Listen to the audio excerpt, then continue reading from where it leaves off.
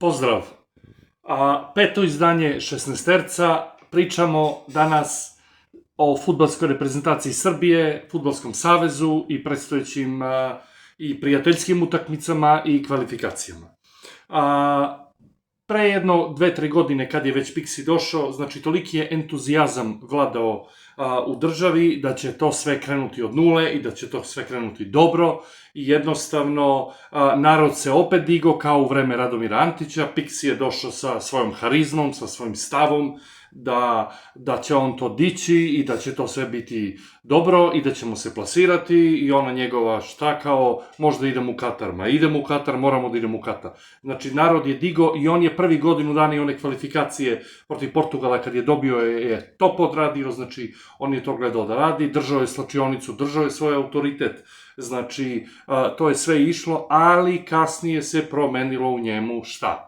Ne znamo, ali je on počeo tu da meša, počeo je da ubacuje menadžerske igrače, to se vidlo golim okom i jednostavno, evo primjer malog Maksimovića, znači on je u Zvezdu tek počeo da igra 4-5 utakmica, nešto sa klupe, nešto ovako, niti gola, niti ništa, on je odmah pozvan u reprezentaciju, mali Messi, odmah je u odlučujućim utakmicama, on već od 60. 70. minuta dobio priliku, uđe, on tu trči okolo, nikakav učinak, ništa, on je taj srednji igrač ko Luka Modrić, taj vezni igrač koji mora non stop da prilazi, da uzima loptu, da deli levo, desno, napadačima gore, da ima po 2, 3, 4 šuta na gol, znači ništa od toga nije bilo, tu se tačno videlo da je to pritisak da se on proda i on je silom guran u reprezentaciju i jednostavno prodat je posle 15 miliona, gde je, šta je, prvo klupa, posle tribine, tako da to je to. Evo sad je Mali Kostov, s tim što Mali Kostov je za njega igračina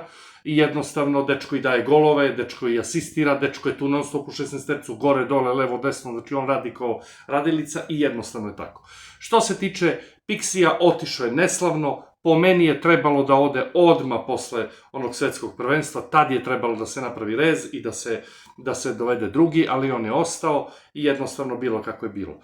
Paunović, dolazak Paunovića, ja volim Paunovića, ja sam ga gledao s mladom reprezentacijom kad je osvajao, Paunović je gospodin, on ima svoj stav, on ne priča za medije, ne iznosi toliko u javnost, ja ću ovo, ja ću ono, ne. Znači on ćuti i radi i evo sad je počeo da prati domaće prvenstvo, ide na neke nebitne i nevažne utakmice iz našeg ugla, znači Mladost Lučani gleda Javor, gleda Jedinstvo, gleda Vojvodinu, gleda Spartak, gleda Napredak Kruševac, iako je zadnji, gleda Radnički Kragujevac, gleda Železničar Pančevo i šta je ustanovio od ovog dana, od juče sam to pročitao ili preključe, da jednostavno kreće sa tim selektivnim utakmicama za igrače koji igraju u našem prvenstvu. Znači iz svakog kluba, jer ja sam uvek za to, u svakom klubu postoji neki dobar desni bek, neki dobar štoper, ali on zbog ekipe svoje ne dođe do izražaja, jednostavno ekipa gubi, bude 13. 14. i on je tamo nebitan dečko, a u stvari je dobar igrač.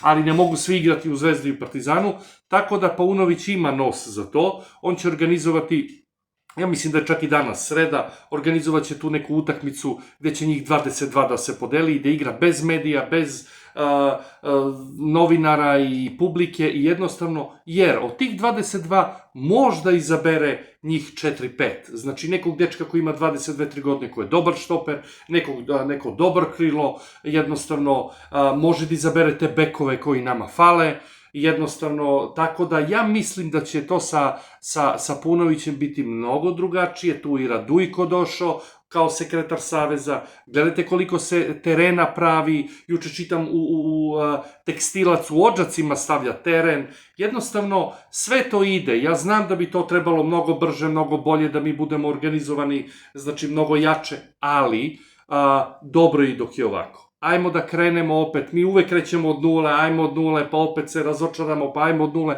ali ne. Ja mislim da će s Paunovićem biti mnogo mirnije, jer jednostavno ne očekujemo ništa. Mi ne očekujemo ništa, svi pričaju, a propali smo, slabi smo, ok, to je možda i najbolja pozicija da ti kreneš i da gaziš i polako pobeda, poraz, pobeda, nerešeno. Znači, mislim da će s Paunovićem biti mnogo bolje. I šta se meni sviđa? Meni se sviđa zato što je pomeren onaj dvoglavi orao koji uopšte nije srpski grb, ono je nešto staro izvučeno, ko zna odakle. Jednostavno, vraćen je, na dresove će biti onaj 4S Fudbalskog saveza Srbije koji je od uvek nošen. I koliko sam ja čuo, nema još to po utakmicama ovim prijateljskim, da će biti crveno, a plavo-bela kombinacija. Znači, bele štucne, plavi šorcevi, crveni dres. To je puno bolje. A hvala vam što ste nas pratili, hvala što nas pratite i jednostavno delite, lajkujte i svako dobro. Pozdrav!